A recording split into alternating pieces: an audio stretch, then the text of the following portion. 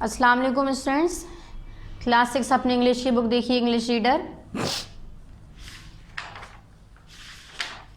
इसमें देखिए हम लोग पीए फर्स्ट का सिलेबस कंप्लीट कर चुके हैं। पीए 1 के बाद हम लोग क्या स्टार्ट कर चुके हैं अपना हाफली का syllabus.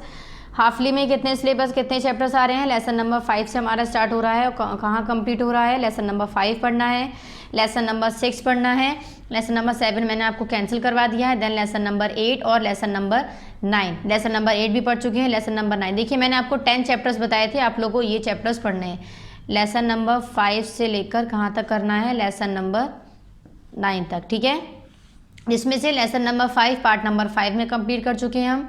Lesson number 6 part number 6 में कंप्लीट कर चुके हैं। लेसन नंबर 7 मैंने आपको कैंसिल करवा दिया था। लेसन नंबर 8 पार्ट नंबर 7 में कंप्लीट कर चुके हैं, ठीक है। आज हम लोग पढ़ेंगे लेसन नंबर 9 जो हाफिली का हमारा लास्ट चैप्टर होगा।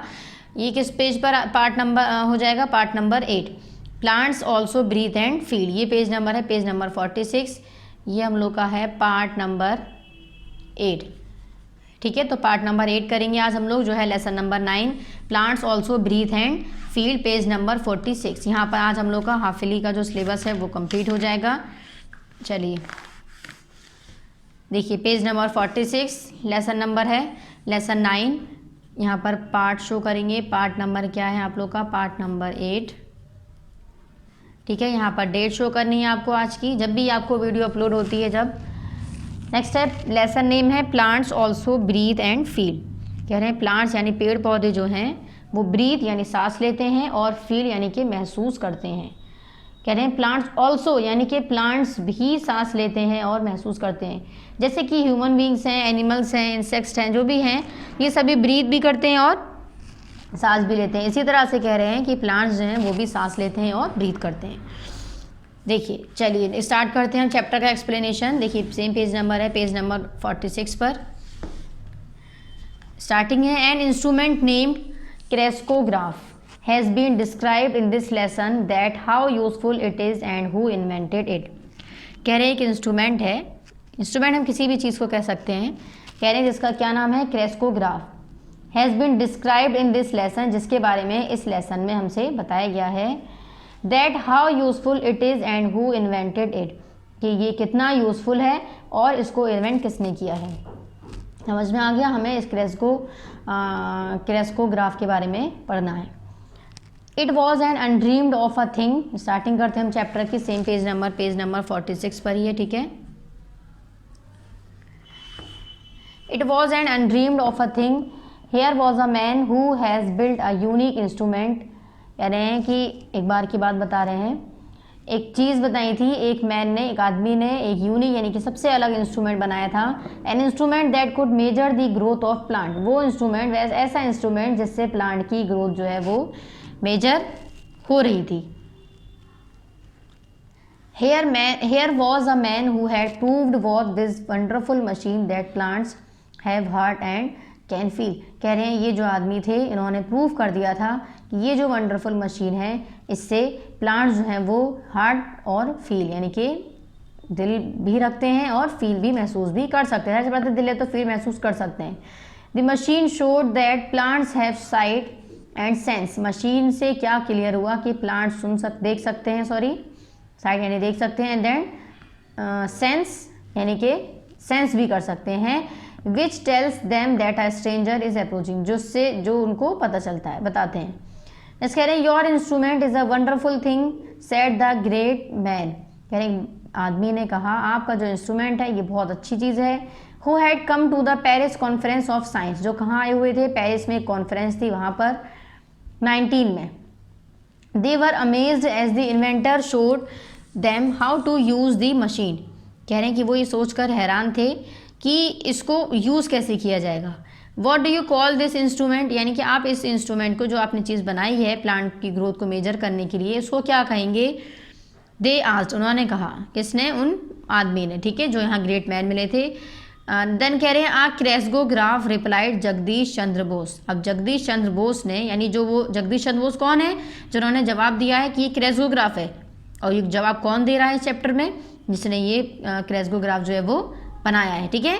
तो जगदीश चंद्र बोस जो है, यानी बोस जो है वो इस क्रेस्कोग्राफ को बनाए हैं, वो कह रहे हैं उन ग्रेट आदमी से, उन मैन से, आदमी से, ये जो है वो क्या है, क्रेस्गो ग्राफ है, ठीक है। नेक्स्ट है the great scientist who had build this wonderful machine, जिसने इस खूबसूरत सी मशीन को बनाया है। And where was it made the scientist आज, साइंटिस्ट ने पूछा देन, और इसको कहाँ बनाया था, इन इंडिया, यानी कि इंडिया के अंदर। वॉज द आंसर, जवाब दिया। The reply caused greater surprise, इस जवाब को सुनकर बहुत सरप्राइज हुए सब लोग। India in the 19th century was well known for, कह रहे इंडिया को 19th सेंचुरी में किससे नाम से जाना जाता है, greatness in the field of fine arts या लिटरेचर या फिर philosophy, but in the field of science it had not. देखिए पेज नंबर 46 कंप्लीट। अच्छा एक चीज़ और देखिए, यहाँ पर आप लोगों को ये हाईलाइट जो वर्ड्स होते हैं इनके मीनिंग्स यहाँ नीचे गिवन होते हैं, तो ये आप लोग को पीए में नहीं आए थे, मैं हर चैप्टर में बताती हूँ हाफिली में, लेकिन आप लोग के इंशाल्लाह ज़रूर आएंगे, इसलिए ये सभी को अब वर्ड्स मीनिंग याद करने हैं, बुक में ही लर्न करने हैं, कॉपी में नोट करने की ज़रूरत नहीं है, ठीक है।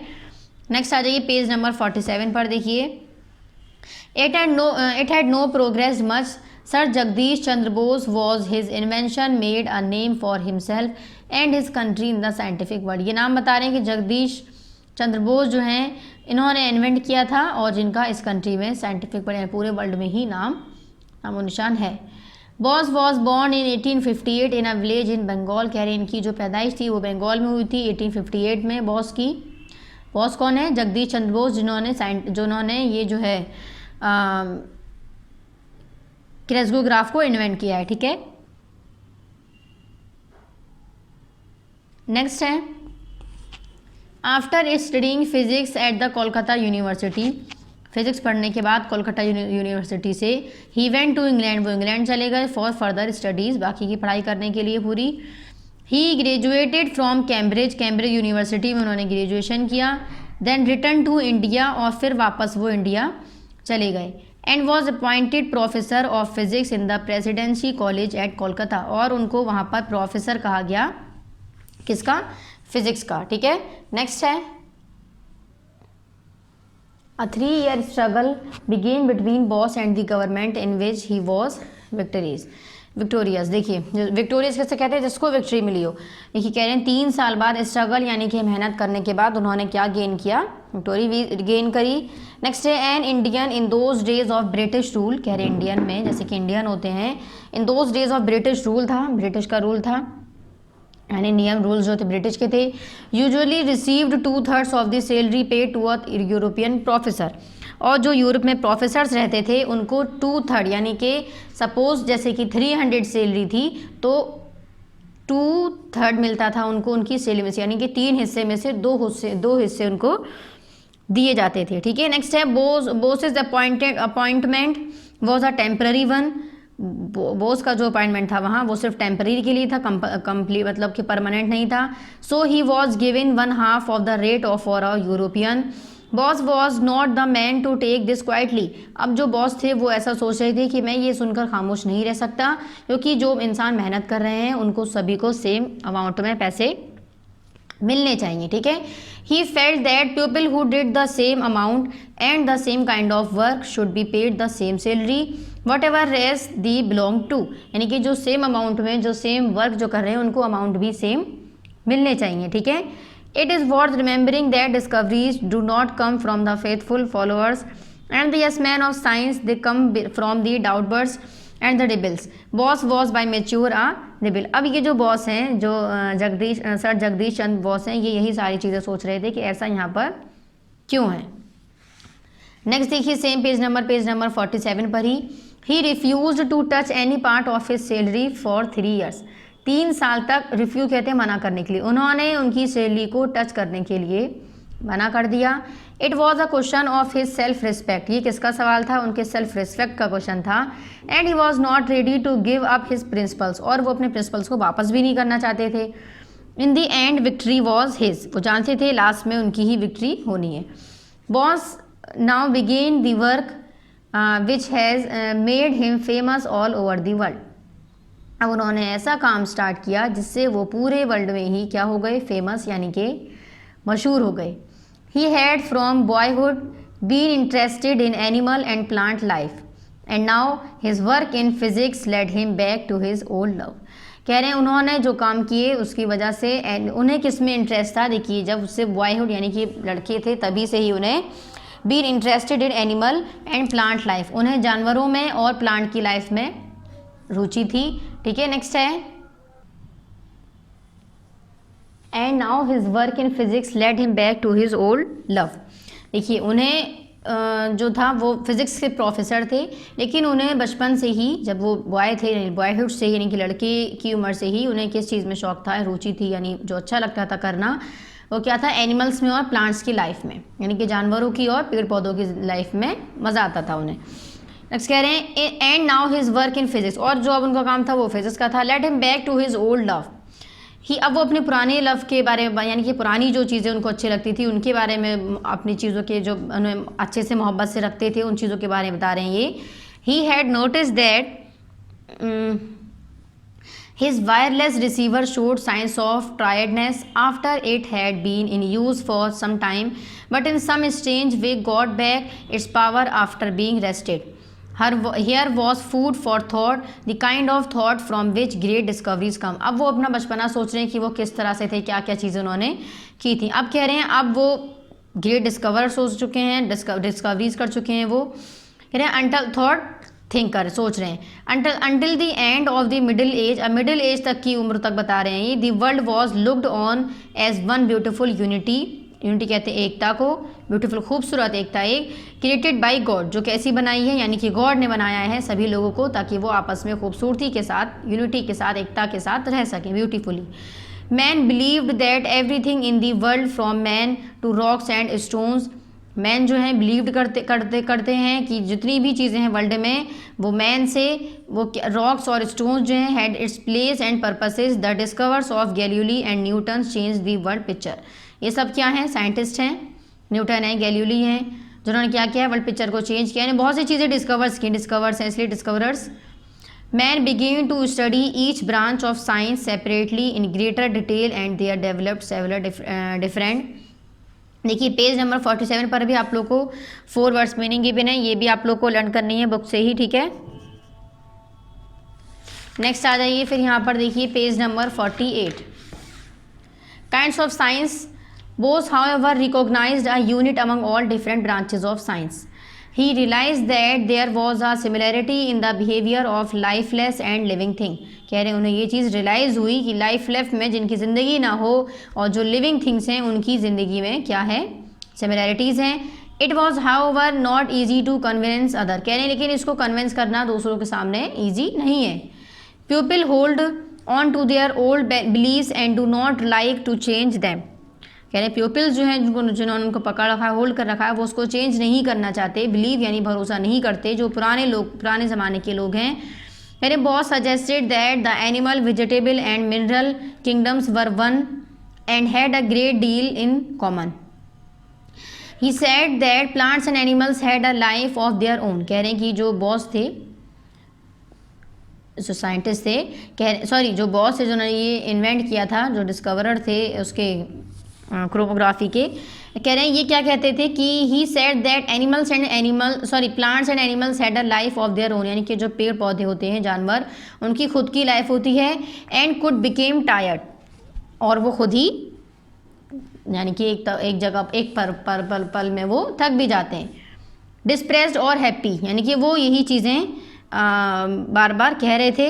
प्यूपिल लाफ्ड एट हिम, और जो प्यूपिल हैं वो इनकी ये बातें सुनकर हंस रहे थे कि जो प्लांट्स हैं उनकी कौन सी ज़िंदगी है और वो कब थकते हैं। ठीक है, ये बातें जब ये बॉस जो हैं वो कह रहे थे, चंद्र बॉस, तो ये बातें सुनकर जो बाकी के जो ह्यूमन बींग्स हैं, जो प्यूपिल्स हैं, पर्सनस हैं, वो हंस रहे थे। नेक्स्ट कह रहे हैं they did not take him seriously, वो इनको सीरियसली यानी कि बिल्कुल सीरियस में नहीं ले रहे थे। Boss knew he was right and proved it, boss जानते थे कि वो सही हैं और इसको प्रूव कर देंगे। To begin was he designed and built machine which recorded his findings with maximum exactness. कह रहे उन्होंने फिर एक मशीन बनाई, बिल्ड करी, जिससे क्या फाइंड होता था, जिससे रिकॉर्ड हो जाती थी जो भी उनकी एग्जैक्टनेस थी, यानी जो भी ग्रोथ है या नहीं है, जो भी चीज़ें हैं।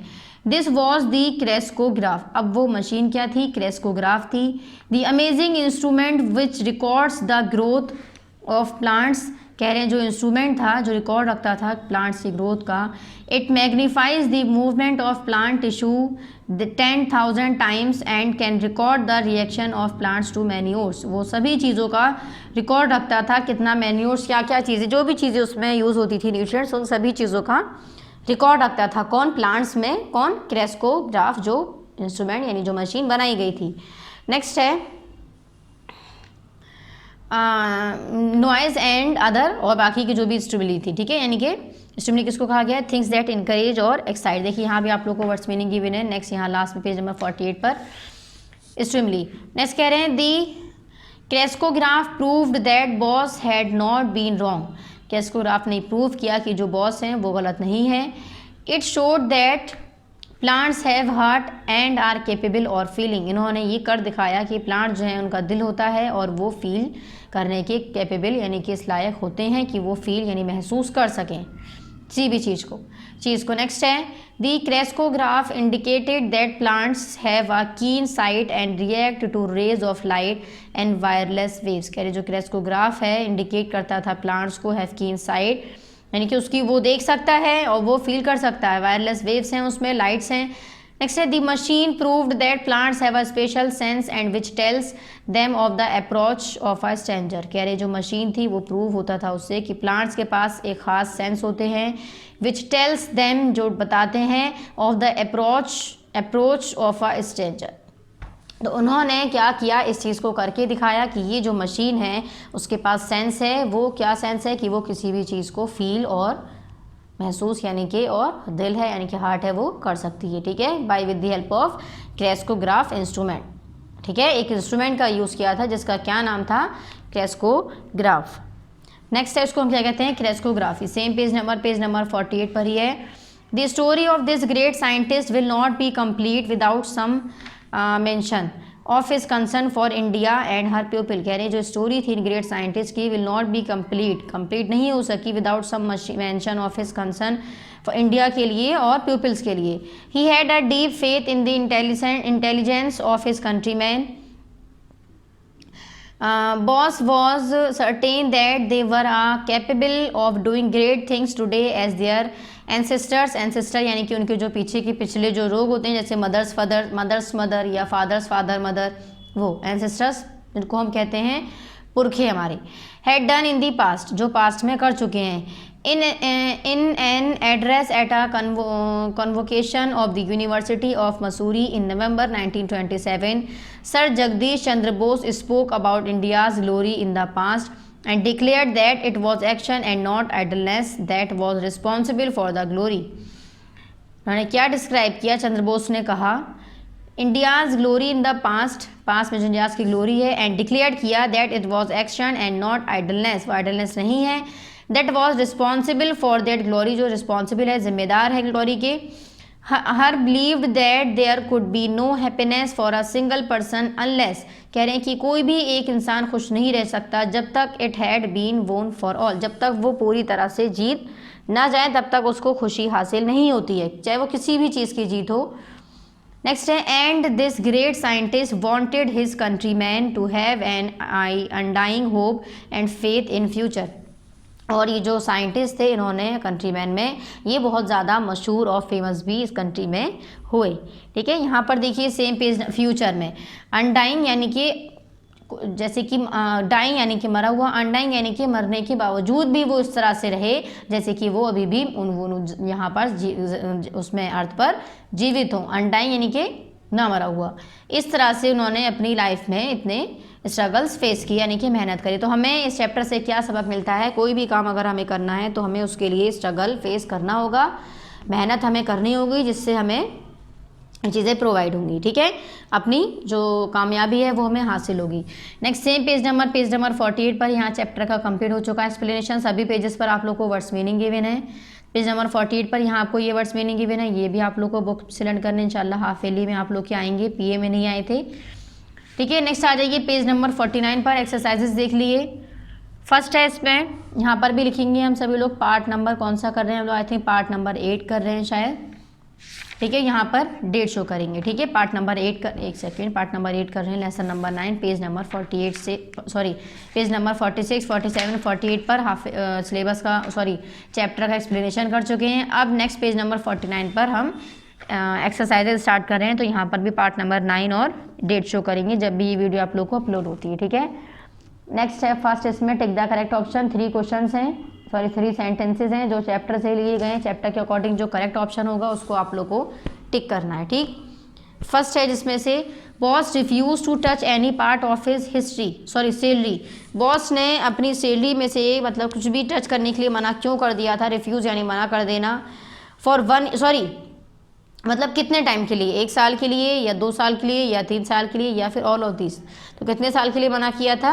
For 3 years. तो यहाँ पर देखिए सर्कल्स में ही टिक करेंगे। मैं ये चीज़ बार बार आप लोगों को बताती हूँ, सर्कल्स में ही टिक करना है, ऑप्शंस पर टिक नहीं करेंगे। ठीक है, बहुत से ऐसे स्टूडेंट्स हैं जो ऑप्शंस पर टिक करते हैं तो कन्फ्यूज़ होते हैं। सपोज मैंने अगर सी किया है तो वो डी समझते हैं, तो हमें सर्कल्स पे ही टिक करना है। ठीक है, तो फर्स्ट का क्या है हमारा correct option C, for 3 years.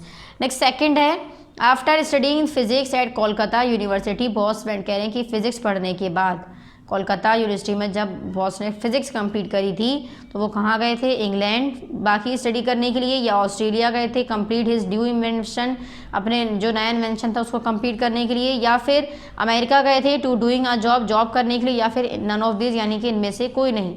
तो वो फिजिक्स जो कोलकाता यूनिवर्सिटी में जब उन्होंने फिजिक्स की स्टडी की थी तो वो कहाँ गए थे? देन इंग्लैंड गए थे, क्या करने के लिए? फर्दर स्टडीज़ यानी कि बाकी की पढ़ाई अपनी कंप्लीट करने के लिए, यानी कि पूरा करने के लिए। ठीक है, ये क्या हो हमारा सेकंड का क्या हो गया? Correct option A, to England for further studies.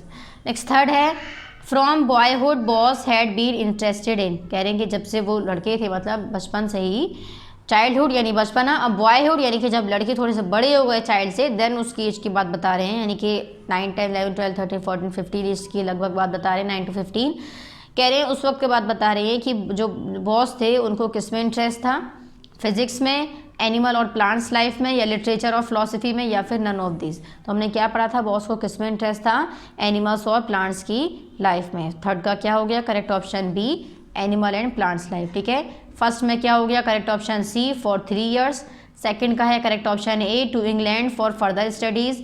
Third में है correct option B, animal and plant life. ठीक है, ये हो गए हमारे tick the correct option. Next आ जाइए सेम पेज नंबर 49 पर ही है फिल इन द ब्लैंक्स।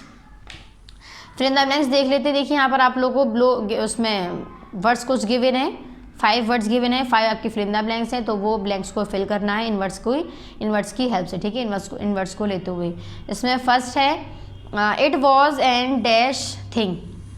मैंने इसमें जो फिल किया है वो है अनड्रीम्ड, यानी कि जो हम नहीं सोच सकते।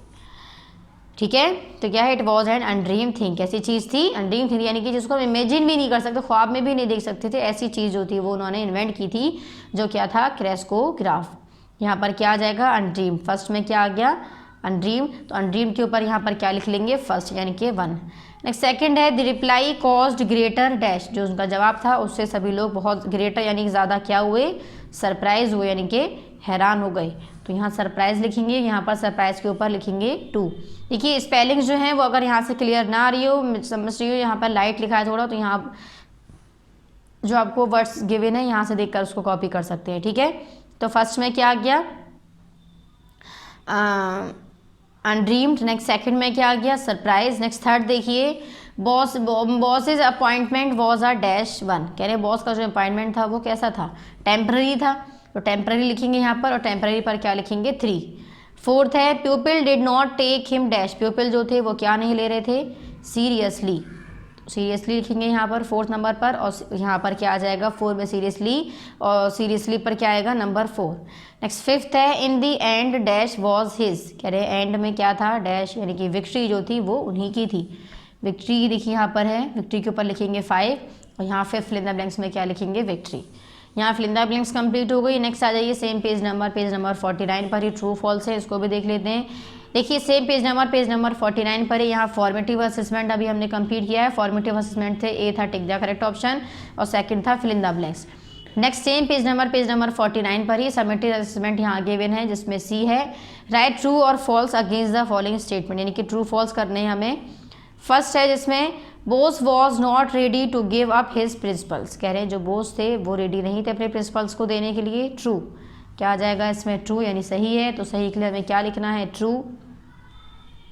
नेक्स्ट सेकंड है, बोस वॉज बॉर्न इन 1858, कह रहे हैं जो बोस थे, जो इनकी बात बता रहे हैं यहाँ पर चंद्र बोस, कह रहे हैं कि इनकी जो पैदाइश थी वो 1858 की थी और वो विलेज में हुए थे। कहाँ? एक गांव में, यानी कि बंगाल के अंदर। करेक्ट, ये भी क्या है हमारा? ट्रू, सही है, इसलिए हमने यहाँ पर लिखा है ट्रू। देन नेक्स्ट थर्ड है, Bose had no faith in the intelligence of his countryman, no, false, faith था। नेक्स्ट फोर्थ है, Bose showed his instrument in the Paris conference of science 1900, ये भी हमारा क्या है? ट्रू। पेरिस में उन्होंने अपना इंस्ट्रूमेंट दिखाया था फर्स्ट टाइम। देखिए यहाँ पर हम लोगों ने पढ़ा था, यहाँ देखें पेज नंबर 49 पर, यहाँ देखें, said your instrument is a wonderful thing, said the great man who had come to the Paris conference in of science 1900। ठीक है, तो यहाँ क्या आ जाएगा? ट्रू। नेक्स्ट सेम आ जाइए पेज नंबर 49 पर ही। तो फोर्थ पर क्या हो गया हमारा? Correct option true. Next fifth है, India in the 19th century was well known for its greatness in the field of science, कह रहे इंडिया को जो 19th सेंचुरी में थी वो greatness in field of science समझा जाता था। 19th सेंचुरी की बात बता रहे हैं, तो ये क्या है? फॉल्स। यहाँ पर क्या आ जाएगा? फॉल्स। ठीक है, पेज नंबर 49 कंप्लीट हो गया है। नेक्स्ट आ जाइए पेज नंबर, यहाँ देखिए 50 पर। क्वेश्चन आंसर है, 5 क्वेश्चन है, सॉरी, आप लोगों को 3 क्वेश्चन करने हैं। क्वेश्चन नंबर 1 देखिए सबसे पहले, why did Bose refuse to take his salary.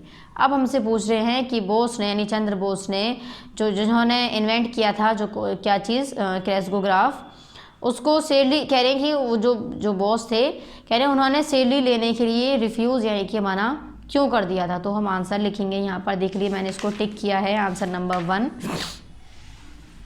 देखिए यहाँ आ जाए पेज नंबर 47 पर, यहाँ देखिए हर ही है, ही को क्रॉस कर कैंसिल कर देगा, यहाँ पर लिखिएगा boss, BOSE, boss refused to touch any part of his salary for 3 years. It was a question of his self-respect and he was not ready to give up his principles. उनके self respect का ये question था, इसलिए उन्होंने salary को लेने के लिए मना कर दिया, क्योंकि ज़मीर पर सवाल था ये। देन उन्होंने इसलिए सैलरी को लेने से मना कर दिया। यहाँ पर क्या हो गया हमारा? Answer number 1 complete. 2 लाइन्स में 2 भी नहीं और हाफ यहाँ पर कैंसिल है।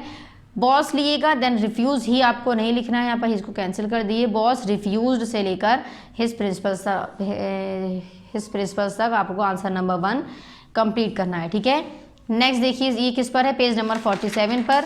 तो नेक्स्ट आ जाइए फिर सेम क्वेश्चन आंसर वाले पेज पर ही, पेज नंबर 50 पर ही। क्वेश्चन नंबर 1 के सामने हम यहाँ लिख देते हैं पेज नंबर 47 पर ही आई थिंक आंसर नंबर 1। देखिए पेज नंबर 47 पर ही आंसर नंबर 1। ठीक है, अब नेक्स्ट आ जाइए सेम फिर पेज नंबर 50 पर ही, क्वेश्चन नंबर 2 देख लेते हैं। Where was the instrument build, यानी जो इंस्ट्रूमेंट है वो कहाँ बनाया गया था? आंसर नंबर 2 चेक कर लिए। देखिए आंसर नंबर 2 भी हम टिक करवा देते हैं आपको। चलिए इसको कॉपी में देख लेते हैं, कॉपी में भी मैंने क्वेश्चन आंसर्स नोट किए हैं। ठीक है, देखिए यहाँ चेक करें, answer number 2, the instrument was build in India. Instrument कहाँ बनाया गया था? इंडिया के अंदर बनाया गया था। देखिए मैंने यहाँ बताया था आपको, in India was the answer, यानी कि जो है कहाँ, and where it is made, where was it made, the scientist ने पूछा था कि कहाँ बनाया गया, तो जो जगदीश चंद्र बोस उन्होंने क्या बताया? इन इंडिया वॉज दी आंसर, जवाब में बताया इन इंडिया। तो ये किस पेज नंबर पर था? पेज नंबर 46 पर। वैसे मैंने इसको कॉपी में लिखवाया है, पेज नंबर 50 पर ही आ जाइए, यहाँ पर लिख लें इन कॉपी, यानी कि कॉपी के अंदर है ये। ठीक है, आंसर नंबर 2। नेक्स्ट है question number 3, how did Bose prove that he was right. कह रहे हैं बोस ने कैसे प्रूव किया कि वो राइट हैं, यानी कि सही है। तो यहाँ आ जाइए पेज नंबर 48 पर, यहाँ पर टिक करेंगे Bose knew he was right and prove that से लेकर to begin with his design and build a machine with recorded his findings with maximum exactness. उन्होंने वो मशीन बनाई जिससे उन्होंने एग्जैक्ट चीज़ें बताई। तो बॉस से लेकर एग्जैक्टनेस तक आप लोग को आंसर नंबर 3 जो है वो यहाँ से कंप्लीट करना है। ठीक है, सिर्फ 3 क्वेश्चंस करने। किस पेज नंबर पर है? Page number 48। तो क्वेश्चन नंबर 3 के सामने नेक्स्ट आ जाइए फिर सेम पेज नंबर 50 पर ही। क्वेश्चन नंबर 3 के सामने यहाँ क्या लिख लेंगे? पेज नंबर 48, ठीक है। नेक्स्ट क्वेश्चन नंबर 4 और 5 में कैंसिल करवा चुकी हूँ। यहाँ पर आप लोग का लेसन कंप्लीट हो चुका है। एक बार चेक कर लेते हैं हम लोगों ने क्या क्या चीज़ें पढ़ी हैं। देखिए पेज नंबर, यहाँ आ जाइए पेज नंबर 48 पर हम लोगों ने यहाँ पर लेसन स्टार्ट किया था। लेसन नंबर 9, लेसन नेम था plants also breathe and feel. Part number 8, यहाँ डेट शो करना है, ठीक है। चैप्टर पहले सबसे पहले ये हमने बॉक्स पढ़ा था, क्लू बॉक्स। इससे हमें क्या हो रहा था, आइडिया था, चैप्टर आइडिया हो रहा था कि हमें चैप्टर में क्या चीज़ें पढ़नी है। नेक्स्ट लास्ट है, इसमें देखिए पेज नंबर 48 पर सभी पेजेस पर वर्ड्स मीनिंग गिवन है। ये वर्ड्स मीनिंग आप लोग को लर्न करनी है, पीए में नहीं आई थी लेकिन इंशाल्लाह हाफ ईयरली में ज़रूर आएंगी। पेज नंबर 48 पर 2 वर्ड्स मीनिंग है, देन पेज नंबर 46 पर 2 वर्ड्स मीनिंग है, देन पेज नंबर 47 पर एक्सप्लेनेशन किया है। देन ये हाईलाइट्स 3 वर्ड्स से, इनकी मीनिंग्स यहाँ पर गिवन है आप लोग को, 5 हो चुकी हैं।